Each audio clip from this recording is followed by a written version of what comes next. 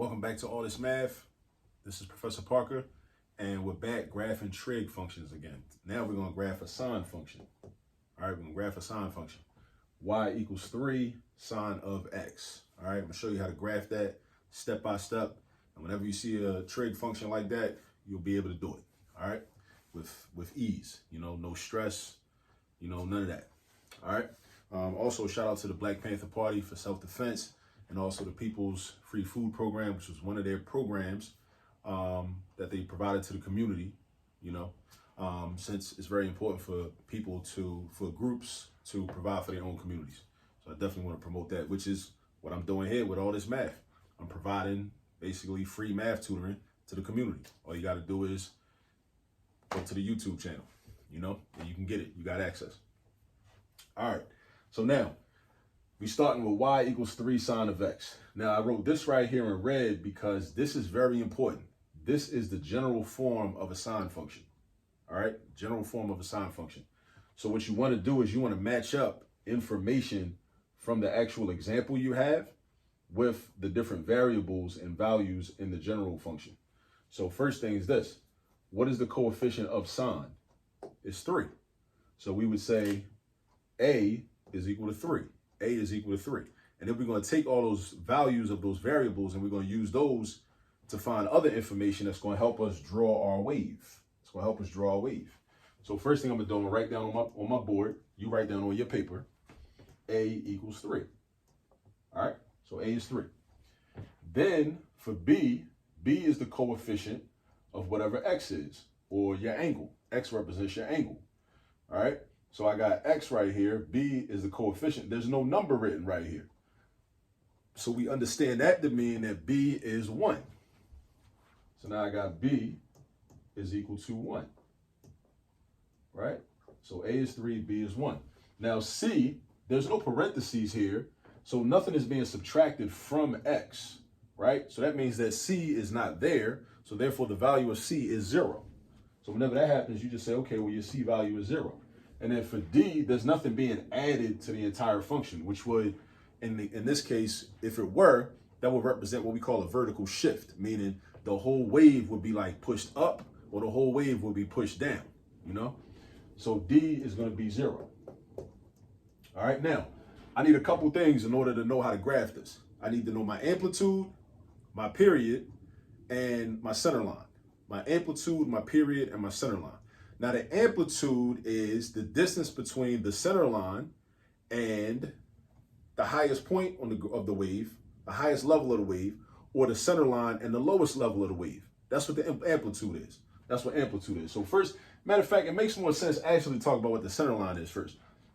Because there's no vertical shift, because D is 0, the center line is the x-axis. It is the x-axis. Whenever that's the case, the center line is the x-axis, meaning the halfway mark of the wave. Like if I was going to cut the wave in half, half will be above the x-axis, half will be below the x-axis. That's why the x-axis in this case is the center line. All right. So let's say this. Let's say center line is y equals 0. Now, why is it y equals 0? Because that is the x-axis. The name for the x-axis can also be y equals 0. All right, because in every point on the x-axis, the value of y is 0. All right, so that's our center line. Now from the center line, then we say, okay, well, what's the amplitude? The amplitude is the value of A, or the absolute value of whatever A is. So my amplitude is 3, right? So that means my wave is not going to go above positive 3. It's not going to go below negative 3. It can't go above positive 3. It can't go below negative 3. Now, my period. The period is how wide one cycle of the wave is, because waves go on forever and ever and ever and ever, right? But if you break down the wave into individual parts, into specific parts of the wave, you know, going from one point, and then when it goes through, you know, and it goes up and it goes back and down and hits that same y value again, that's one complete cycle, all right? It just keeps doing that over and over again. But one cycle is our period. We need to know how wide our period is, right? So we use this formula, 2 pi divided by b.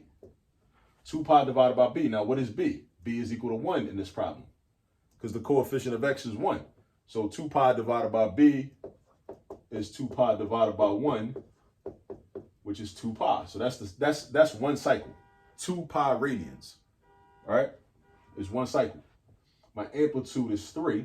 So I'm going to use these 3 pieces of information to draw my graph.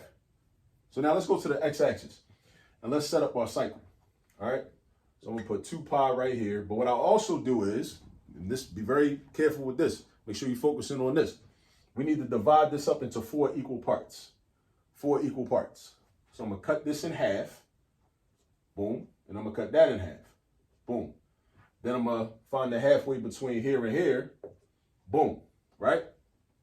Now, half of 2 pi is pi. Half of pi is pi over 2. Now, the question is, what's this value right here?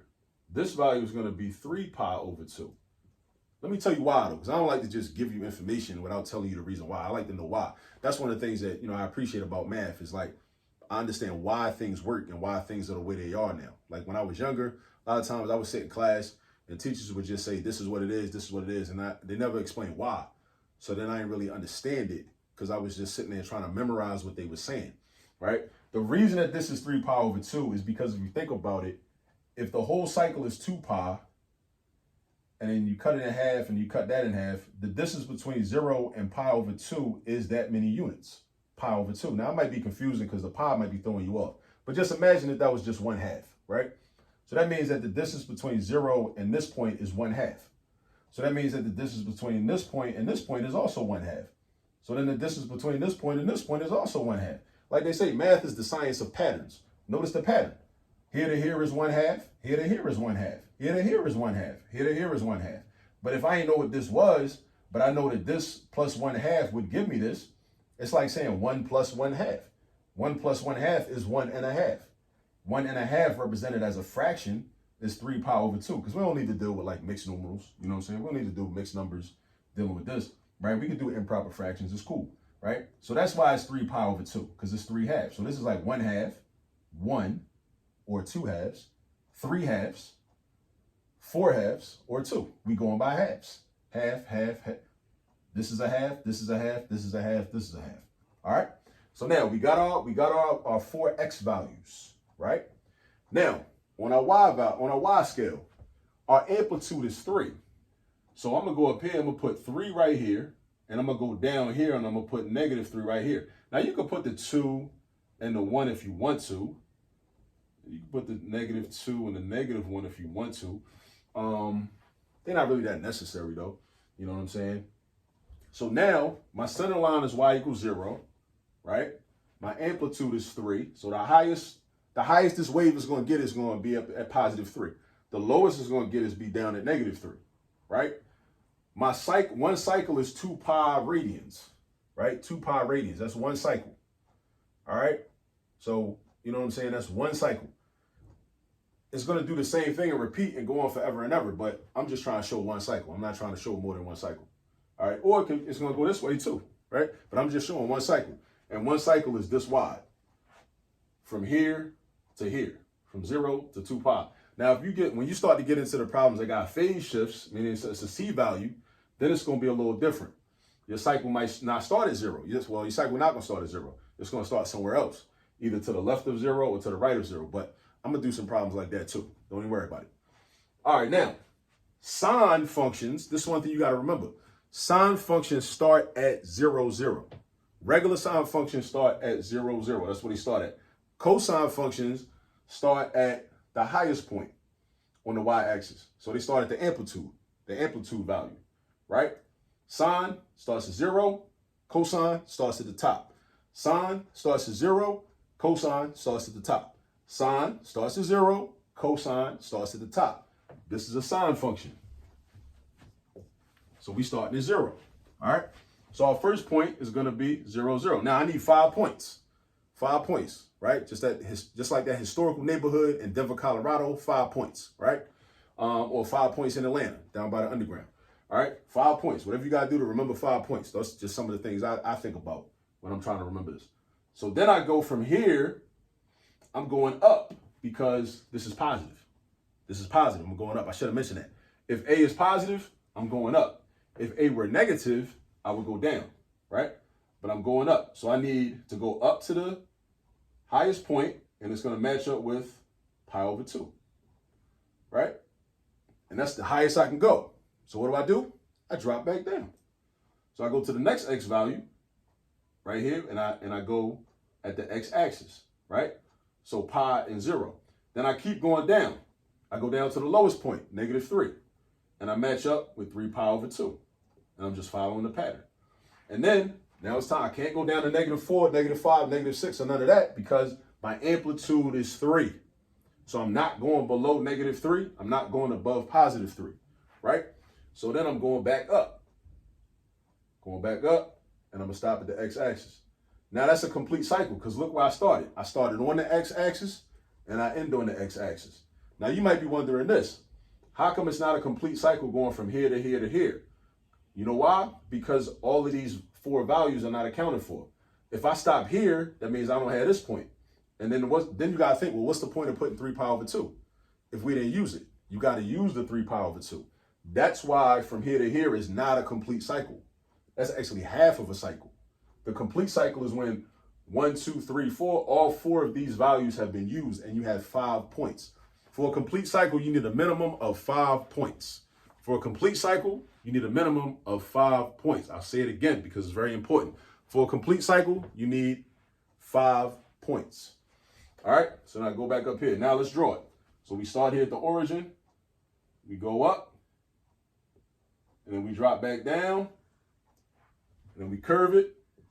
Then we go back up. Boom. That's our cycle.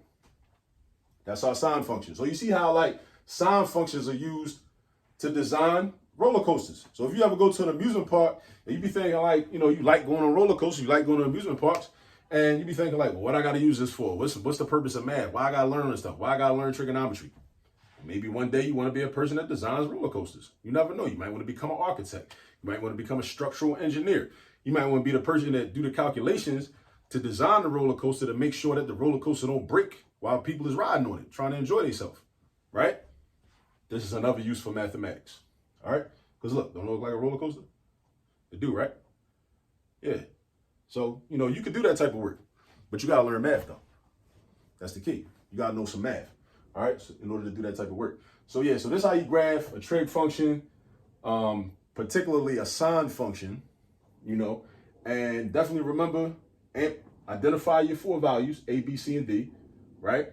Also know your amplitude, your center line, your period, and you should be good. Take your period, break it down into 4 equal parts. Remember, sine functions start at the origin, right? Unless there's a phase shift, then it's a little different, but it still starts on the x-axis. Sine functions start on the x-axis. Cosine functions, if this was cosine instead of sine, they start at the highest point, right? That's where they start at. You know what I'm saying? Just some things you got to remember. But I know I said a lot. If you didn't get to write it down, just rewind the video. Run the video back. Also, make sure you subscribe to the channel. Make sure you share these videos. Make sure you tell other people about it. Don't be selfish. Let people know what we're doing here, all this math. All right? Now, go get some practice and make sure that you know about the Black Panther Party for self-defense. All right? I'll see y'all on the next video. Peace.